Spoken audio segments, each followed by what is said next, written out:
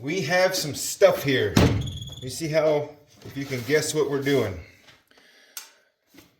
We have a crock pot. $9.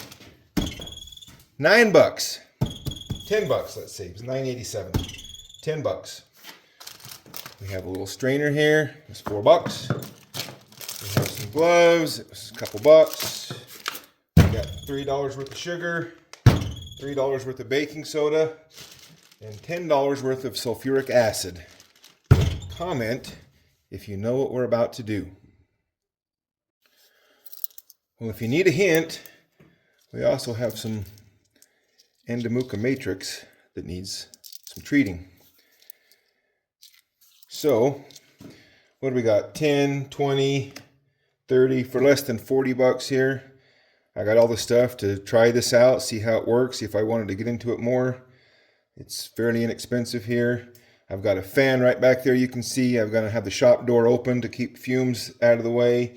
We're going to, this is not a how-to video. I'm not the expert. Look at Opal Mills or some of the other good videos out there. Pulitzer Opal has videos on how to treat this. I'm going to show you what I'm doing just for fun, and then we'll see what the results are.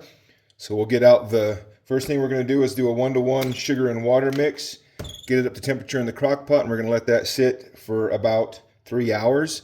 We want to get the sugar into the opal as deep as we can penetrate it. That's why so I've let it sit out to dry. I want it as dry as possible so that it's dry and is wanting to absorb stuff. The deeper we can get the sugar in, the better the the treatment's going to go. After we've got the sugar into it, then we want to reduce it down to just the carbon left from the sugar. We've got sulfuric acid. This is drain opener, but it's concentrated sulfuric acid. You can't use just any, well, I don't know if you can or not, but most drain cleaner is not sulfuric acid. It's other types of acid. Anything you buy at Walmart or some of the box stores. This is specifically sulfuric acid concentrated, and this should work to be able to reduce the sugar down to just the carbon and blacken it and make the colors pop. Turn it from that to more like that. So let's get started. So I can feel the crock pot is getting warm. My $10 crock pot is getting warm. I have it set to high right now. I will probably put it on high till I get it up to temperature, and then put it on low. If low is boiling, I don't want it quite boiling temperature. If it's still boiling at low, while it's just the sugar, I'm not that critical about the temperature. I got low, medium, and warm, so I can get this whatever temperature I want. They had some that were just on and off, and I didn't want that type, so I need to be able to regulate the temperature. I bent my little strainer here to give me something that can sit down in there. I tried to find one that was plastic that wouldn't react to the sulfuric acid for that process, but couldn't find one offhand. But that actually fits in there quite nice. As you can see, maybe just about perfect. So we can put our untreated Andamooka matrix in there. I want to roll the edges on that back just a little bit so we don't do it after. But while that's getting up to temperature, then I'll just add the sugar, and we'll give it about 3 hours. Pretty simple. Sprinkle, it says on the top of the package.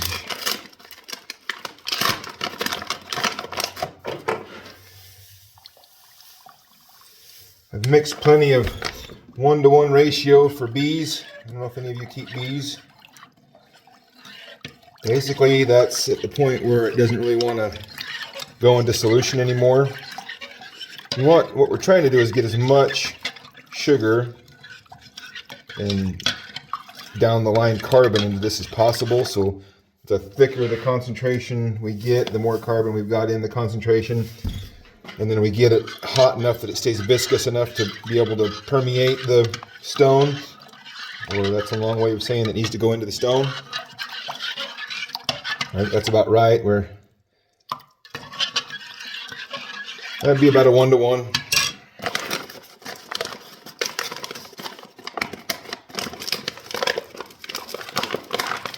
Close up our sugar. I'm sure you probably know, but the baking soda is to neutralize the sulfuric acid when we get to that point. So we can put these in here and let them start soaking up some sugar. Put a timer on for about 3 hours and come back and check it. That'll work. All right, I'm going to do something just because I want to. I haven't seen anybody else do this, but my thinking was I had this in the water and then I added the sugar and then I put it back in the water. So it had already absorbed a lot of the water quickly that had no sugar in it, and then it was saturated. Now I got it in the sugar trying to get more water to go into it. So I'm going to use my handy dandy industrial strength hair dryer. It's actually a heat gun, but we're gonna kind of slowly warm these stones back up until they're dry.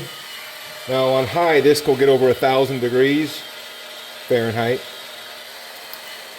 but I only have it on low.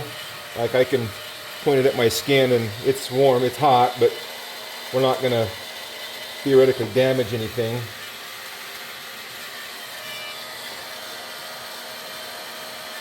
I think what I want to do is, just based on what I'm seeing here, is I'm maybe starting to caramelize the sugar.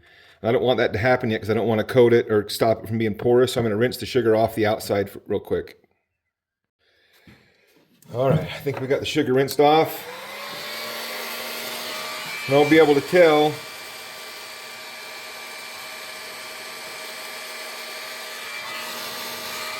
I want to bring it up to a temperature that the water will cook off of it.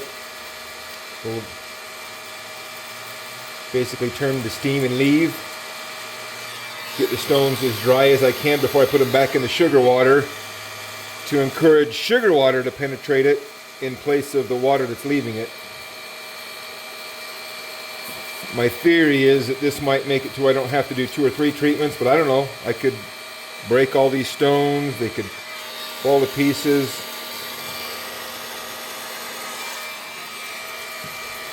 But in my head it works. We're going to find out. I can still see by the water that's in the little strainer here that I'm still below, everything in there is still below the 212 degrees, whatever it is that water is going to vaporize. Again, Fahrenheit, but vaporize at this altitude. I saw somebody put their stones in a dehydrator for a few hours before they treated them, and that's kind of where this theory came from, is I might be able to carefully speed up that process. So you don't need to watch any more of this. You kind of get the point. I'll let you know when I'm done, how long it took. All right. Ooh, they're hot. They probably got up to about 250 or 300 degrees. Back when I was making knives a lot, I could pick up a knife that was at 350 to 400 degrees and handle it because I had calluses all over my hands. But that's definitely hot enough to be cooking the moisture out of them. It took about maybe 5 minutes. We're going to let them slowly come back to room temperature, or probably not room temperature, but about the same temperature of what our sugar water is now, which is probably about 150 degrees right now. I just don't want to put scalding hot rocks in water that's not as cool, because that's how you get fractures. I want to wait till they're about the same temperature as the water they're going back into. And they're getting close, they're cooling down.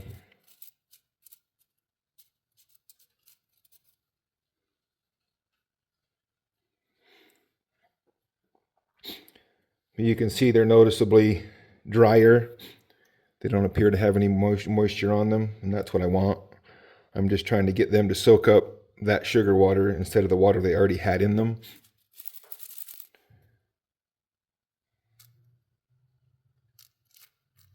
They're actually holding their temperature pretty well.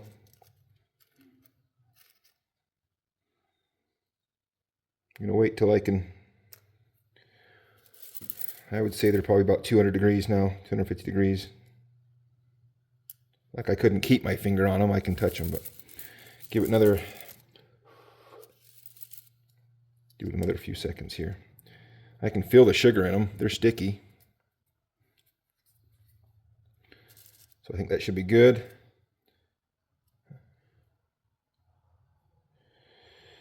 I should be able to put them in the hot water. I don't know, they're still pretty hot. We don't want to rush it, so give me just a sec. All right, now they're just warm.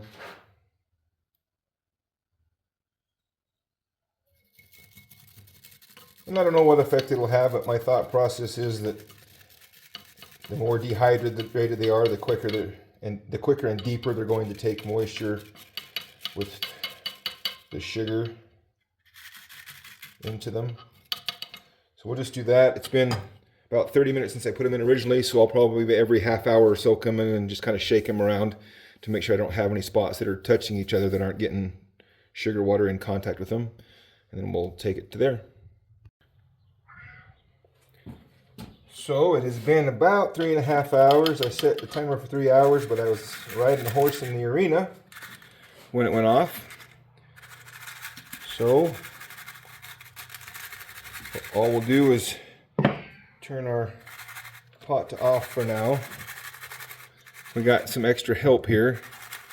Hey, you're gonna have to leave before we mess with acid. We're trying to be Pulitzer Opal here for a second, I guess. I don't know what he's doing. All right, I'm gonna rinse these off and then we'll get ready to put the acid in the pot. It's hard to start the camera with rubber gloves on. We got the door open, the fan on, gloves on, safety glasses on. We got the pot cleaned out of the sugar as much as possible. We're going to put just enough acid in this pot that it'll cover these stones when they go in.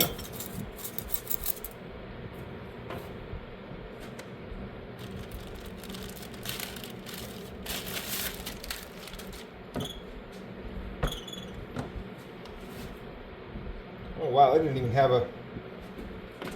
have a seal on it of any sort. Just protect myself from any splashes.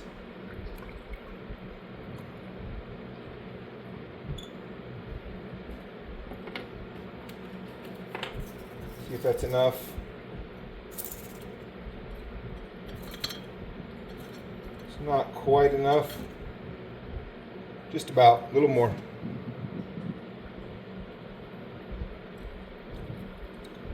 Okay, everything's covered.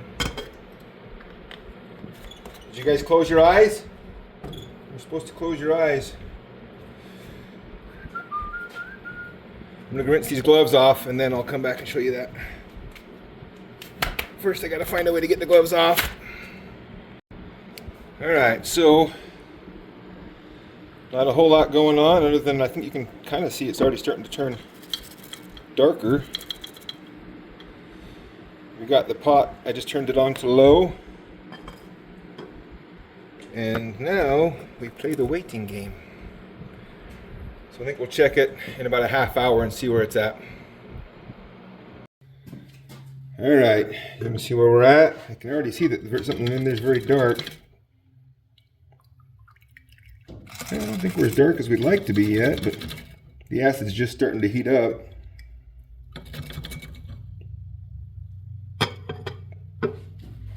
That's where it's at. It's been about 20 minutes. It's been about an hour. It's on low still. Seeing some bubbling and some smoke. Oh.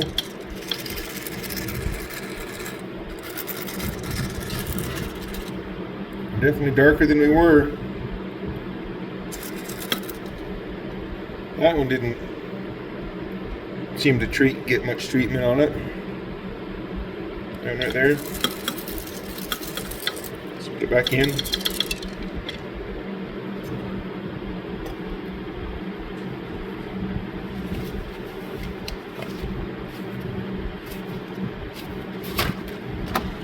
begin in about an hour.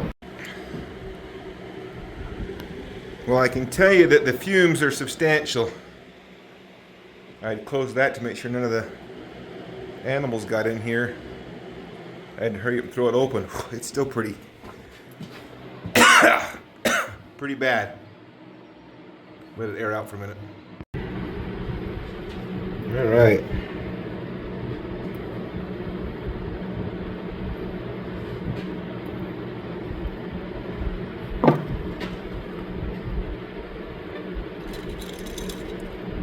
All right, we got considerable. Ooh, look at the color showing up. I don't know if you can see that, but that is considerably better than the last time I peeked in here about an hour ago.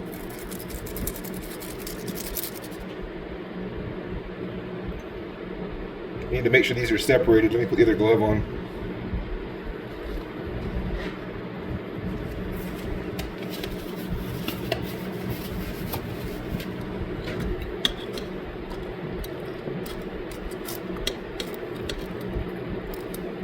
Got to make sure they're not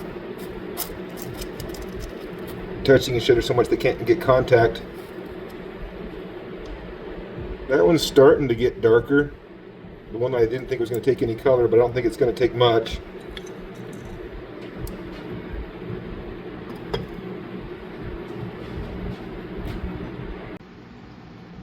All right, I think we're ready to see what we got.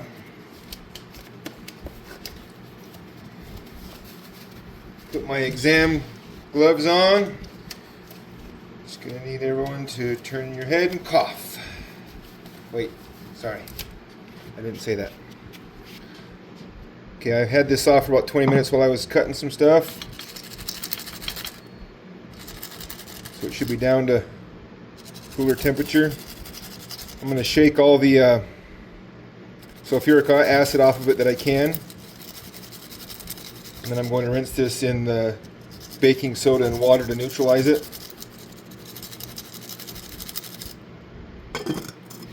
Be right back.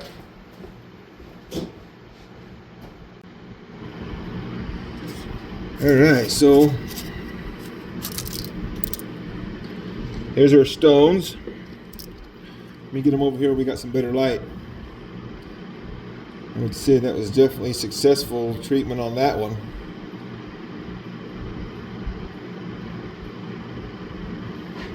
Alright, hang on. Okay. Trying to get where I can show you this.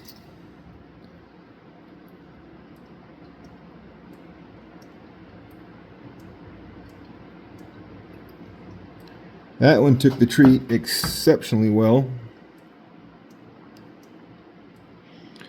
I only have about maybe, I think, 4 or 5 comments on what we should do with this one. Split it in 2, make it a big pendant.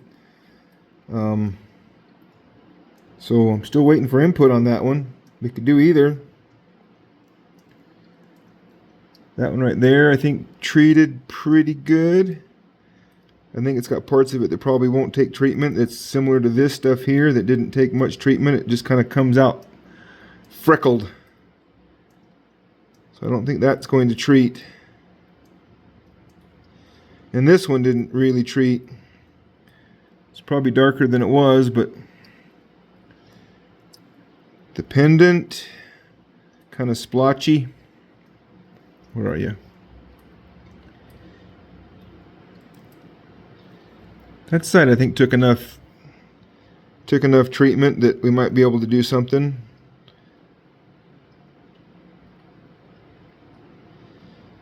I don't know if it needs another treatment or if it would take another treatment. That one kind of has a leopard print on it from the treatment. And then that one, unfortunately, because of that razor thin, it's like axe shaped. There's really not much you can do with the best color there, other than look at it and admire it. But I would say this one treated exceptionally well. The rest of them marginally well. Maybe we rub this one off and see what we end up looking like polished. The back side actually took treatment better, but it's got that big inclusion in it, or that big gouge right there. Yeah, that one didn't really treat. All right, I might polish them a little bit just so we can kind of wrap this up with how they're going to look.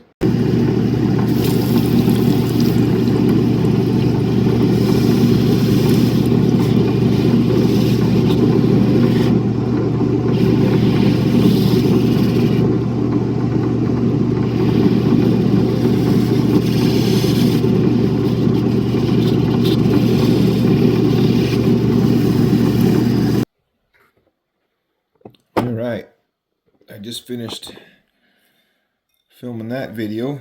That's going to be coming out here in a second. We don't need this here anymore. This is where we ended up. I think that we definitely, I think this one right here, because remember that one was white on the back. This one right here, and I think this is the other one that came off of it.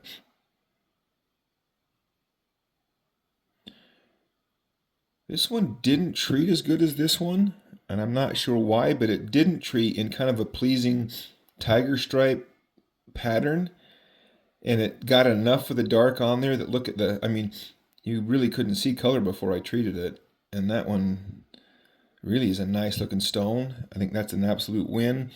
I think this shows that my treating method was at least not completely out of whack. I'm not sure if a vacuum chamber would help get the sugar in there deeper and treat some of this stuff, especially this one here that really was resisting the treatment. It's definitely better than before. You can see the color a lot better now than you could before. I might do this in for a longer sugar soak, or maybe dehydrate it longer before I put it in the sugar soak. And probably this one as well, because I really like this pendant. And again, I think it's kind of splotchy, but from that side right there, there's enough black in it that it really is a stunning pendant piece. That's why I have that little flat spot on the top. I can put a little necklace deal there. And again, this one kind of splotchy, but it definitely brought out more color. You can see the potential there. We'll probably try another heat treat after you guys go comment on the video and tell me what we're going to do with this one. Then I'll do it, and then it'll need to be retreated. I'll retreat probably all this again through another round to see if it gets any better. Maybe soak it in sugar longer, maybe dehydrate it longer, something, and see if this, and maybe if Phil is watching, he would comment whether or not this, if it won't take one, well, is there anything that will make it take it? Make it take a treatment? And if it won't, then that one's still a nice thing. That one would be a stunner if it was black. It would be a stunner. Look at all the different colors in it. So we'll definitely try again, maybe longer soaks, and see if we can't get it better. But anyway, that's the treating. I think it was successful, a little bit successful. Look at that. Why did that one take it so well? That one went jet black. But I think part of it might be that my guess is that the more of a polish you give on it, the smaller the pores are in it, and the less sugar and less acid is able to get into it, the more polished it is. So maybe leaving them fairly rough would help. Some of you might know better than me and can comment on that.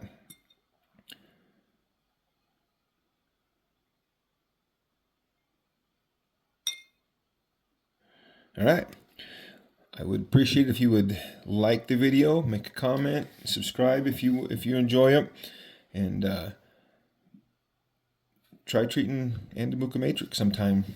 I mean, come on. How would you not like that? For that kind of color and anything but Andamooka matrix, you're talking thousands. And this you can have for much less than that.